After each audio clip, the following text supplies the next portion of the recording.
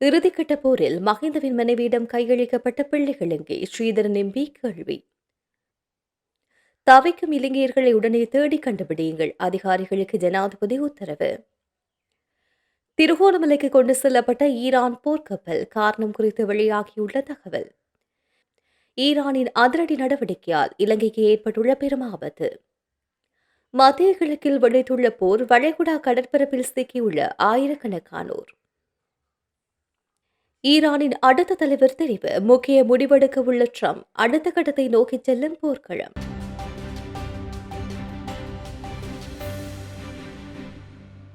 யுத்தம் முடிந்த 2009ஆம் ஆண்டு காலப்பகுதியில் முன்னாள் ஜனாதிபதி மஹிந்த ராஜபக்சவின் மனைவியிடம் பல குழந்தைகள் ஒப்படைக்கப்பட்டார்கள்.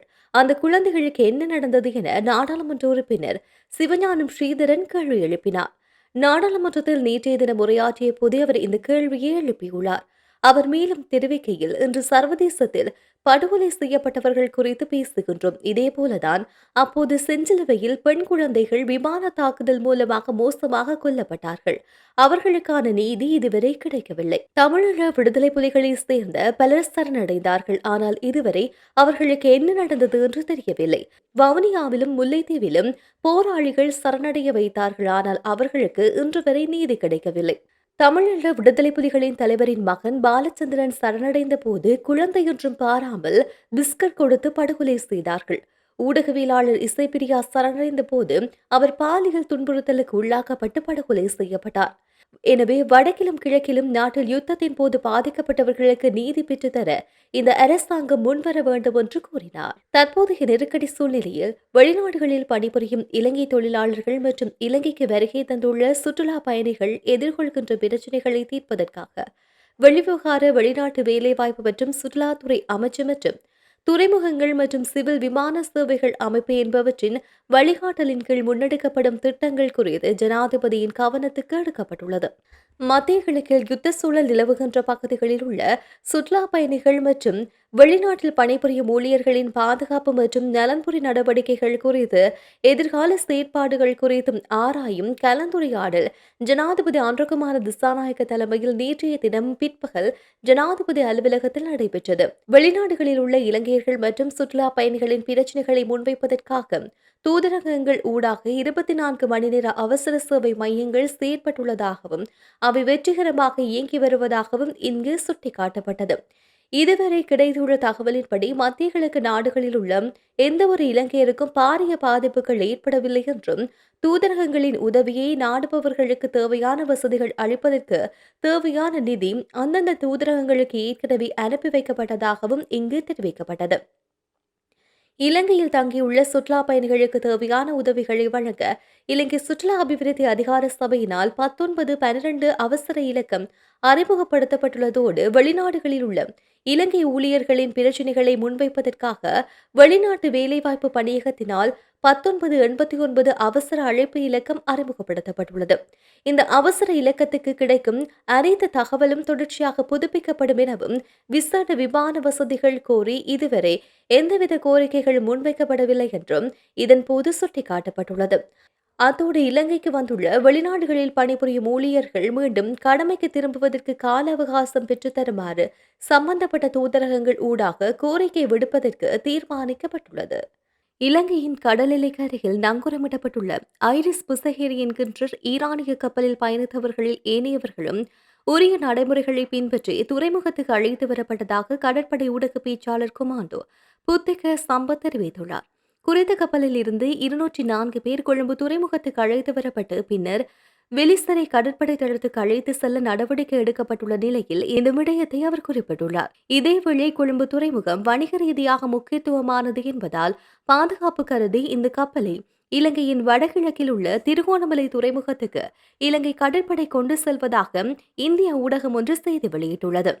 அத்துடன் இந்த கப்பலின் இயந்திரத்தில் கோளாறு ஏற்பட்டதால் அது நடுக்கடலில் தவித்ததாகவும் ஈரானின் ஐரிஸ் டெனா போர்க்கப்பல் கடந்த மார்ச் 4ஆம் தேதி தாக்கப்பட்டதால் இந்த கப்பல் இலக்காக கூடும் என்ற அச்சத்தில் இந்த மீட்பு நடவடிக்கை எடுக்கப்பட்டதாகவும் அந்த செய்தியில் சுட்டிக்காட்டப்பட்டுள்ளது. மேலும் ஐரிஸ் புசஹீரின் கப்பலில் இருந்த 53 அதிகாரிகள், 84 பயிற்சி அதிகாரிகள், 48 மூத்த மாலுமிகள் மற்றும் 23 மாலுமிகள் என மொத்தமாக 208 வீரர்களை இலங்கை கடற்படை பத்திரமாக மீட்டது எனவும் குறித்த இந்திய ஊடகம் தெரிவித்துள்ளது. ஈரான் மீது இஸ்ரேல் அமெரிக்க தாக்குதலை தொடர்ந்து ஹோர்முஸ் நீரிணையை ஈரான் மூடியுள்ளதால் உலகளாவிய கப்பல் போக்குவரத்து செலவுகள் அதிகரித்துள்ளதாக தெரிவிக்கப்படுகின்றது. இதனால் ஆசியாவிற்கான வர்த்தகம் முற்றாக பாதிக்கப்பட்டுள்ளது. கப்பல்களுக்கான காப்பீடு அதிகரித்து பாதை மாற்றத்தால் அதிக தாமதங்கள் ஏற்படுவதால் அதிகரித்து வரும் கப்பல் செலவுகளின் சுமையை இலங்கையின் இறக்குமதி மற்றும் ஏற்றுமதி துறையும் ஏற்க வேண்டிய நிலைமை ஏற்பட்டுள்ளதாக அத்தியாவசிய உணவுப் பொருட்கள் இறக்குமதியாளர் மற்றும் வர்த்தக சங்கத்தின் அதிகாரி ஒருவர் தெரிவித்துள்ளார். போரபாயம் காரணமாக கோல்ட், ஸ்கால், நோர்த் ஸ்டாண்டர்ட் போன்ற காப்புறுதி நிறுவனங்கள் நேற்று முதல் போரபாய காப்புறுதியை அதிகரித்துள்ளது. கடந்த வார கப்பல் மதிப்பில் 0.2% இருந்த காப்புறுதி கட்டணம் தற்போது 1% உயர்ந்துள்ளது. உதாரணமாக $100 மில்லியன் மதிப்புள்ள ஒரு கப்பலுக்கு ஒரு பயணத்துக்கான காப்புறுதி கட்டணம் $2,00,000 இருந்து $1 மில்லியன் அதிகரித்துள்ளது. காப்புறுதி நிறுவனங்கள் விலகிக் கொள்வதாலும் பாதுகாப்பு காரணங்களாலும் கப்பல்கள் மாற்றுப்பாதைகளில் பயணிக்கின்றன. இதனால் பொருட்கள் வந்து சேர்வதில் அதிக தாமதம் ஏற்படும் என தெரிவிக்கப்படுகின்றது. கடல்சார் காப்புறுதி இல்லாமல் வணிக கப்பல்கள் பயணிக்க முடியாது என்பதால் இந்த நிலைமை உலகளாவிய வர்த்தகத்தின் முக்கிய விடயமான கப்பல் துறையை நெருக்கடிக்கு உள்ளாக்கியுள்ளது. மத்திய கிழக்கில் வெடித்துள்ள போரினால் 20,000 மாலுமிகள் மற்றும் 15,000 கப்பல் சுற்றுலா பயணிகள் வளைகுடா கடற்பரப்பில் சிக்கியிருப்பதாக ஐக்கிய நாடுகள் சபையின் சர்வதேச கடல்சார் அமைப்பு தெரிவித்துள்ளது. இது தொடர்பில் ஐக்கிய நாடுகள் சபையின் சர்வதேச கடல்சார் அமைப்பின் தலைவர் டொமிகுவேஸ் தெரிவிக்கையில், இதுவரும் பொருளாதார பிரச்சினை மட்டுமல்ல, ஒரு மனிதாபிமான பிரச்சினை. அப்பாவி மாலுமிகள் மீது நடத்தப்படும் எந்த தாக்குதலும் நியாயப்படுத்த முடியாதது என்று கூறினார். இதற்கிடையில் ஹார்முஸ் ஜலசந்தியை ஈரானின் ராணுவம் முழு கட்டுப்பாட்டில் எடுத்துள்ளதால் அவ்வழியாக செல்லும் எண்ணெய் டேங்குகளின் எண்ணிக்கை கடந்த வாரத்தை விட 90% குறைந்துவிட்டது. இதனால் கச்சா எண்ணெய் தட்டுப்பாடு ஏற்பட்டு பெட்ரோல், டீசல், எரிவாயு விலை அதிகரிக்கும் அபாயம் ஏற்பட்டுள்ளதாக தெரிவிக்கப்படுகின்றது.